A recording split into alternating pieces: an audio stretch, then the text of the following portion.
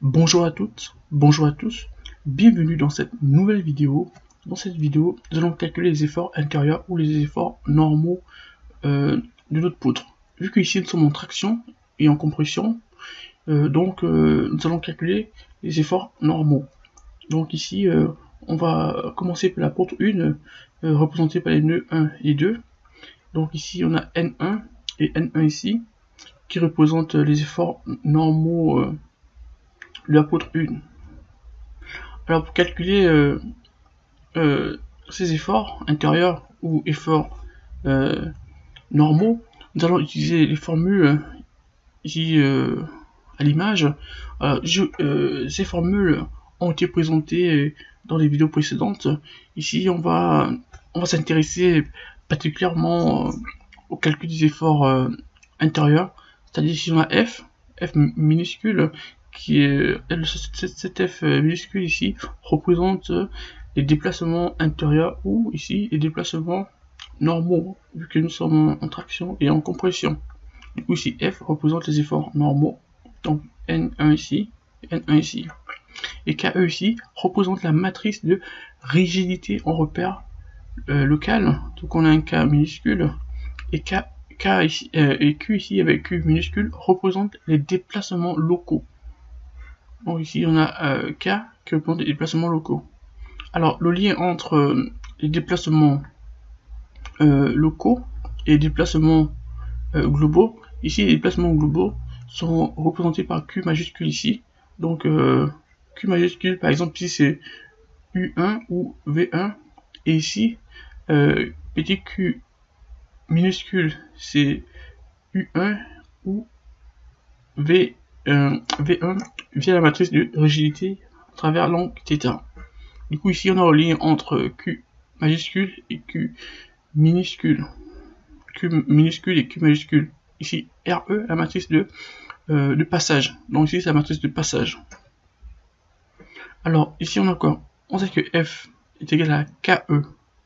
Donc vu que ça poutre 1 ici, donc F, les efforts intérieurs de notre poutre, donc la poutre 1, égale à K1, K1, K1. Donc K1 ici c'est la matrice de rigidité de la poutre 1 en repère local, et Q1 ici représente les déplacements locaux de la poutre 1 ici, donc c'est-à-dire U1 et V1. Sachant que Q1 est égal à R1 fois Q1, vu qu'ici nous traitons la poutre 1, c'est pour qu'on a Q1, R1 et Q ici majuscule. Sachant que R1, donc qui est la matrice du passage, elle ne change pas, avec l'angle θ ici, qui est égal à moins 30 degrés. Du coup, lorsque on va commencer à calculer, on va calculer la matrice de passage, vu que θ est égal à moins 30, lorsqu'on fait une application numérique, on trouve cette matrice, donc racine de 3 sur 2, moins 1,5, 1,5, racine de 3 sur 2, racine de 3 sur 2, 1,5, moins 1,5, racine de 3 sur 2. Du coup ici, nous avons la matrice de passage de la poutre 1 ici, grâce à l'angle θ. Après ici, on sait que QE, donc les déplacements locaux de la poutre 1 ici, ici se déplace, donc on a Q1 ici, qui 1 est égal à R1, donc R1 ici, la matrice de passage que nous venons de calculer, multiplié par le Q ici, Q1 ici, donc Q1 ici, avec le Q majuscule, représente les déplacements globaux de la poutre 1 ici. Alors, si on remplace Q1 majuscule par son expression, on trouve U1, V1, U2, V2. Oui, donc on est là, U1, V1, U2, V3. Donc, du coup ici, nous avons en minuscule les déplacements locaux ici. Après ici, on multiplie par R1. Si R1, on est là, donc c'est la matrice de passage. Ici, j'ai mis un demi en facteur. C'est pourquoi ici, on peut voir c'est déjà, bon, c'est un peu différent, mais parce que je vais factoriser. Pourquoi j'ai factorisé? Parce que sur le PowerPoint, il y a le même problème, l'alignement. parce que ici on a une fraction, ici il n'y a pas de fraction, du coup il y avait un petit décalage. Donc pour éviter ça, j'ai factorisé qu'on a un demi et c'est plus propre, c'est plus ou moins aligné ici. Donc on peut voir que c'est lisible.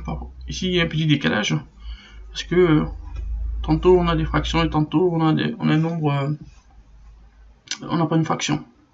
Du coup ici, alors ici je reviens à mon opération, à ma formule. Ici Q1, on est là, déplacements locaux. R1, notre matrice de passage, et Q1, on est là. Donc on peut voir Q1, on a U1 en majuscule, V1 en majuscule, U2 en majuscule et V2 en majuscule.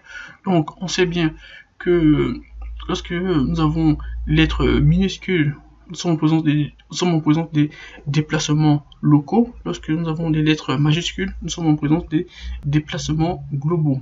Donc on a ça. Sachant que K1 ne change pas. Alors aussi, K1 ne va jamais changer. La matrice de rigidité d'une poutre en repère local est standard. Cette matrice, dans ma deuxième vidéo, je vous avais montré cette matrice. On peut l'écrire en 1D et en 2D. Ici, on va l'écrire en 2D, vu que nous sommes sur XY. Du coup, cette matrice, elle est là. Ici, cette matrice est à connaître par cœur. Elle ne change pas. Donc, c'est ici sa matrice de rigidité de la poutre 1. Les poutres, on va dire, cette matrice est identique, quelle que soit la poutre. Lorsque nous travaillons en traction ou en compression, cette matrice de rigidité ne change pas. Ici, bien sûr, en traction et en compression, on néglige les efforts, l'effort tranchant. On néglige l'effort tranchant. Du coup, cette matrice ne change pas.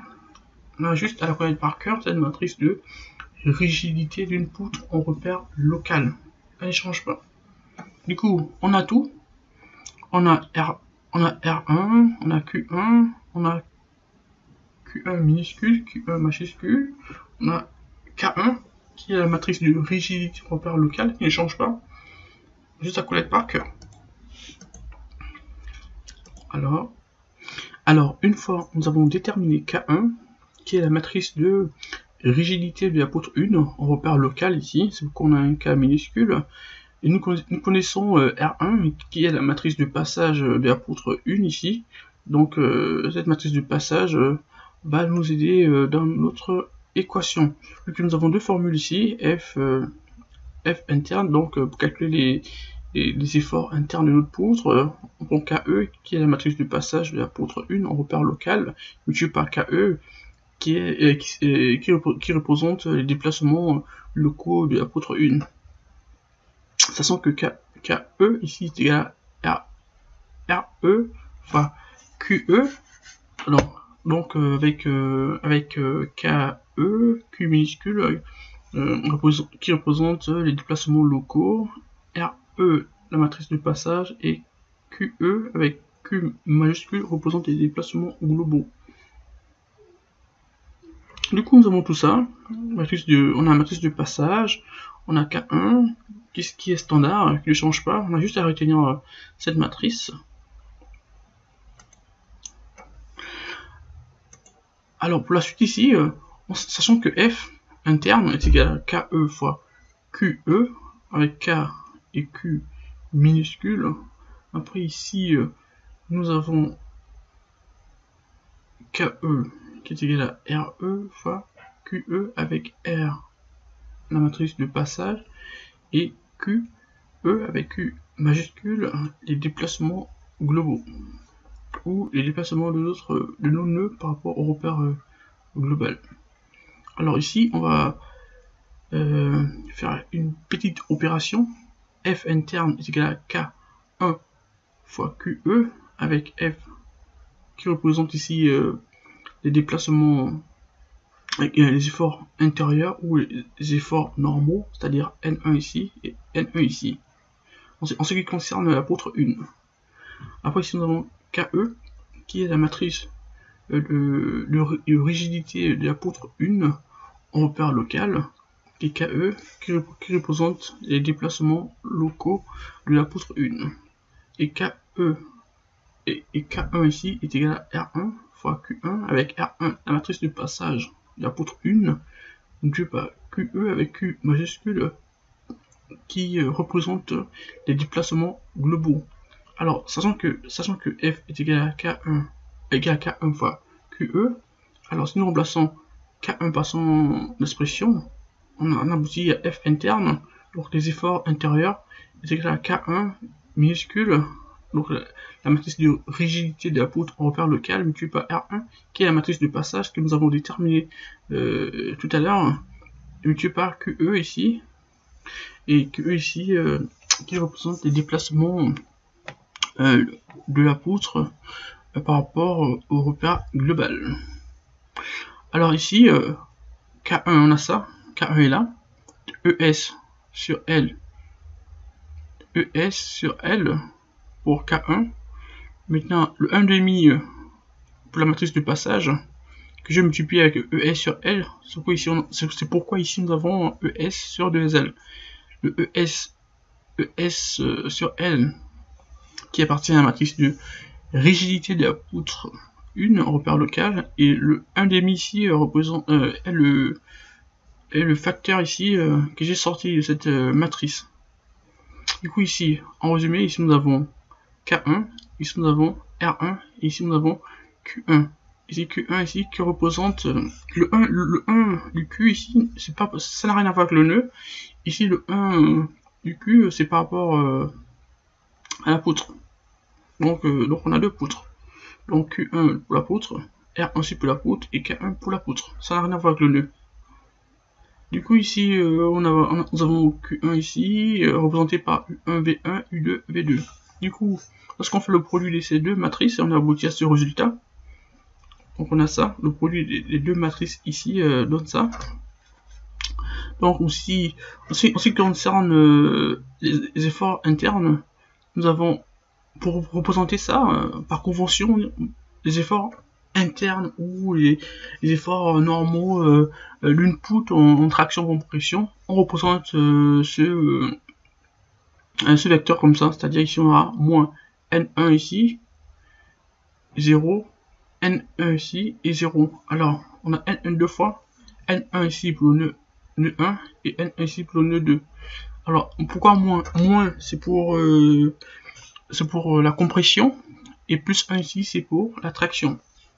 Donc mais on va trouver la même chose.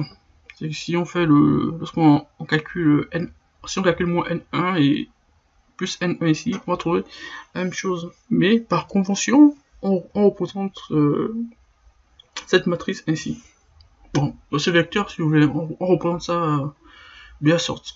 On met moins N1 pour dire que on a la compression et N1 ici, la traction. Du coup ici, on a notre matrice, on a le produit de notre matrice ici, c'est-à-dire R1 fois K1 fois R1. Ici, U1, V1, U2, V2, nous les connaissons.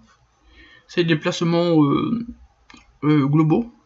On sait que U1 et V1 sont nuls, et U2 et V2 que nous avons déterminés sont pas nuls. Du coup, on va pouvoir calculer moins N1 ou N1, c'est la même chose. Du coup ici, on a notre expression ici. Alors si on peut simplifier, sachant que U1 et V1 sont nuls, donc vu que ici on a U1, cette colonne ici représente U1 ici, V1 et ici U2 et ici V2. En ce qui concerne les colonnes, de même pour les lignes, ici nous avons U1, V1, U2 et V2. Alors si on simplifie pourquoi? Parce qu'on sait que U1 et V2 sont nuls. Ça sert à rien de développer. C'est une perte de temps. On va nettement simplifier. On élimine cette ligne. Et même ici, on élimine cette ligne. Pourquoi? Parce que U1 et V1 sont nuls. Du coup, il va nous rester juste ça et ça. Cette partie. Pourquoi? Parce que on aura simplifié cette colonne, cette ligne et cette ligne. Il va rester juste ça. Du coup, on peut simplifier ici. Donc, on va simplifier toute la partie du haut ici, il va nous rester toute la partie du bas. C'est quoi ici, on va regarder juste N1 et 0 et ES sur 2L. Donc on a simplifié notre matrice. C'est très important dans le calcul des éléments finis, lorsqu'on le fait à la main comme ça. Il faut beaucoup simplifier. Ça nous évite de traîner beaucoup d'expressions où on peut commettre facilement des erreurs. Ça peut être un plus, ça peut être un moins. Donc il faut essayer de simplifier au maximum. Du coup ici en simplifiant on a ça, quelque chose de simple. Du coup ici on peut calculer N1. On a ES2L, racine de 3, racine de 3, racine de 3 U2 moins V2. Du coup on a N1 ici. Lorsqu'on calcule N1, sachant que U2 est égal à 2 FL 3 ES et V2 est égal à moins 2 PL sur ES. Du coup, lorsqu'on remplace U2 et V2 par leur terme ou leur expression, on aboutit à N1 est égal à racine carrée de 3 F sur 3 plus P. Du coup, ici, nous venons de déterminer notre N1. On a N1 ici et N1 ici. Merci.